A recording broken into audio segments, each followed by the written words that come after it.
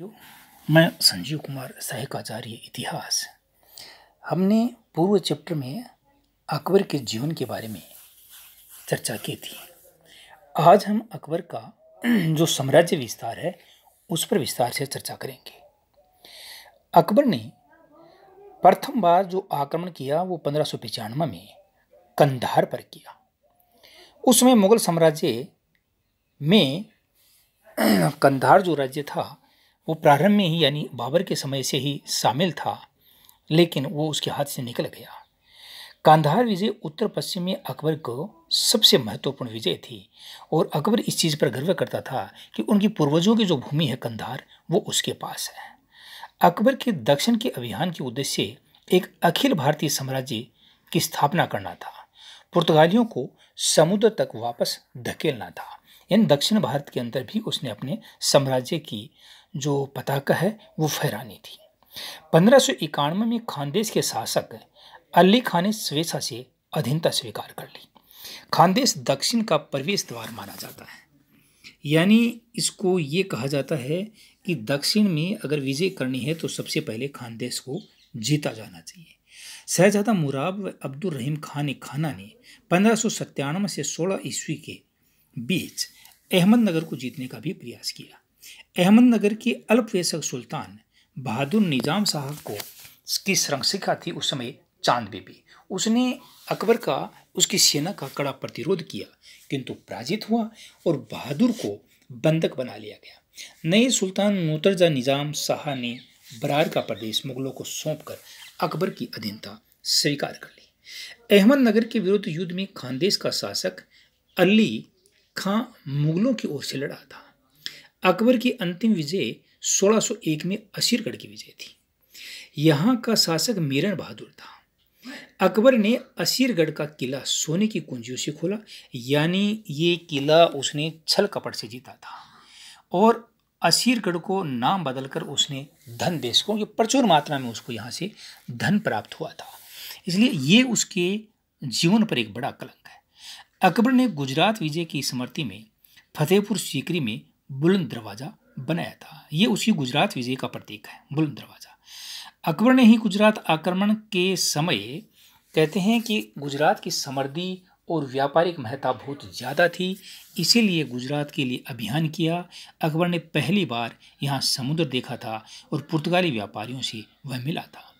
गुजरात विजय के बाद राजा टोडरमल ने साम्राज्य की लगान व्यवस्था का उत्तरदायित्व अपने ऊपर लिया या अकबर ने उसे सौंपा। साम्राज्य विस्तार के लिए अकबर का पहला आक्रमण 1561 में मालवा पर हुआ था। आदम खान ने बाज बहादुर को हराकर 1561 ईस्वी में मालवा को जीता था। ये महम अनगा का पुत्र था आदम खान, और फिर बाद में अकबर के द्वारा ही इसको मृत्यु दी गई थी, क्योंकि आदम बा बड़ा अहम उसमें आ गया था, बड़ा घमंडी था और अपनी माँ के प्रभाव का वो इस्तेमाल किया करता था।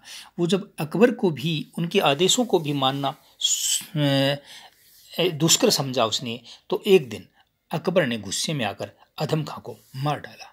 मालवा के शासक बाज बहादुर की पत्नी और रूपमती ने आदम खां से बचने के लिए जहर खाकर आत्महत्या की थी, किंतु अकबर ने आदम खां को हटाकर पीर मोहम्मद को मालवा का प्रशासक नियुक्त किया, क्योंकि आदम खां ने मालवा विजय से प्राप्त संपत्ति को अकबर की सेवा में नहीं भेजा था। गोंडवाना के गढ़कंटका हिंदू राज्य को राजधानी जबलपुर के पास स्थित चित्तौड़गढ़ थी। गढ़कंटका की स्थापना अमन दास ने की थी।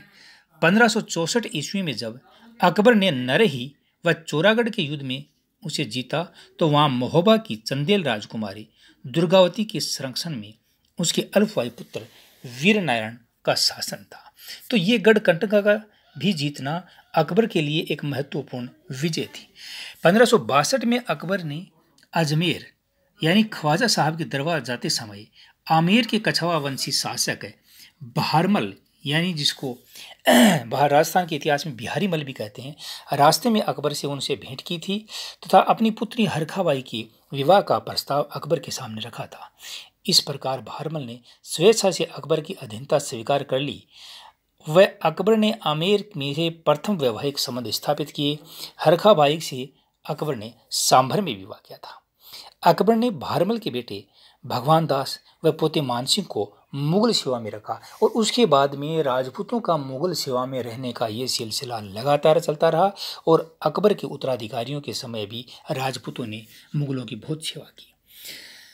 1567-68 में चित्तौड़ के घेरे के दौरान मेवाड़ के शासक उदय सिंह ने 2 सेना नायक जयमल व फत्ता को चित्तौड़ की सुरक्षा के लिए रखा था, लेकिन दोनों वीर गति को प्राप्त हो गए। लेकिन इनकी बहादुरी से अकबर इतना प्रभावित हुआ कि उसने जयमल व फत्ता की हाथी पर सवार प्रतिमा आगरे के किले के मुख्य द्वार पर लगाई थी। लेकिन इस समय यह कहा जाता है कि जो उदय सिंह था महाराणा, उसने बड़ी कायरता का परिचय दिया। इसलिए ये कहा जाता है कि अगर चित्तौड़ के इतिहास में उदय सिंह न होता तो उनका इतिहास, उनके शासकों की वीरता का इतिहास और भी अच्छे या स्वर्ण अक्षरों में लिखा जाता। चित्तौड़ का किला जीतने के बाद अकबर ने किले में कत्लेआम करवाया, जो अकबर के नाम पर एक धब्बा है, क्योंकि ऐसे इतने बड़े शासक को ये नहीं करना चाहिए था। क्योंकि युद्ध के समय जो जनता मारी जाती है वो तो उसके लिए तो इतना जिम्मेदार शासक को नहीं ठहराया जा सकता, लेकिन निरीह जनता का कत्लेआम करने का आदेश देना एक कायरता का प्रतीक है। अकबर ने चित्तौड़ विजय के उपलक्ष्य में फतेहनामा जारी किया। राणा उदय सिंह ने चित्तौड़ छोड़ दिया, उदयपुर नगर की स्थापना की, क्योंकि चित्तौड़ अब मुगलों से सुरक्षित नहीं था। अकबर ने मुगल मेवाड़ संधि हेतु उदय सिंह के पास 2 दूत मंडल भेजे। सर्वप्रथम राजा भारमल को दूत बनाकर महाराणा उदय सिंह के पास भेजा। उसके पश्चात टोडरमल और भगवंत दास भी उदय सिंह के पास चले गए थे। 1572 में ही उदय सिंह की मृत्यु के बाद उसका पुत्र महाराणा प्रताप गद्दी पर बैठा। दोनों के बीच सामंजस्य नहीं बैठा, यानी अकबर की अधीनता प्रताप ने स्वीकार नहीं की। दोनों के बीच हल्दी घाटी नामक स्थान पर युद्ध हुआ। लेकिन युद्ध से पहले अकबर ने महाराणा प्रताप को समझाने के कई प्रयास किए, लेकिन अकबर ने जलाल खां को तथा उसके बाद मानसिंह और उसके बाद भगवान दास, इनको बार बार महाराणा प्रताप के पास भेजा, लेकिन उसने समझौता नहीं किया। आखिर 1576 में अकबर ने मानसिंह व आसफ खां के नेतृत्व में एक सेना मेवाड़ के लिए भेजी। 18 जून 1576 में दोनों के बीच में हल्दी घाटी का युद्ध हुआ।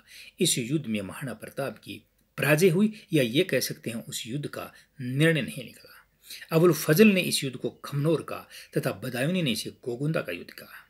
हल्दी घाटी के युद्ध का इतिहास में वर्णन करते हुए कर्नल टोड ने इसे मेवाड़ की थर्मोपली कहा। हल्दी घाटी में पराजित होने के बावजूद भी राणा प्रताप का नाम सम्मान से लिया जाता है, यदि उसमें अकबर को चैन से नहीं बैठने दिया और नहीं स्वयं अधीनता स्वीकार की। लेकिन फिर बाद के दिनों में अकबर अन्य जगह व्यस्त हो गया, इसलिए चित्तौड़ की तरफ ध्यान नहीं दे पाया और महाराणा प्रताप ने कुछ क्षेत्रों पर अधिकार करके वहां पर शासन किया। हल्दी घाटी के युद्ध के बाद राणा प्रताप ने चाउंड को अपनी राजधानी बनाकर अकबर के युद्ध गुरिल्ला युद्ध पद्धति का से युद्ध जारी रखा, यानी अकबर का सामना करता रहा। 1582 में अमर सिंह, जो महाराणा प्रताप का पुत्र था, मुगलों के साथ दिवेर के युद्ध में लड़े और इस दिवेर के युद्ध में उसने, कहते हैं, इतनी बहादुरी दिखाई और इस युद्ध की चर्चा में कर्नल टोड ने इसे मेवाड़ का मैराथन कहा है। तो ये अकबर के समय की महत्वपूर्ण घटनाएं थी, उनकी प्रमुख विजय थी, जिसमें असीरगढ़ है, आपके खानदेश है, आपके कंधार की विजय है, या हम चित्तौड़ की विजय कह सकते हैं। इनसे अकबर को एक साम्राज्य विस्तार का तो मौका मिला ही, बल्कि उसने एक अखिल भारतीय राज्य की स्थापना करने का भी उसे श्रेय दिया जाता है।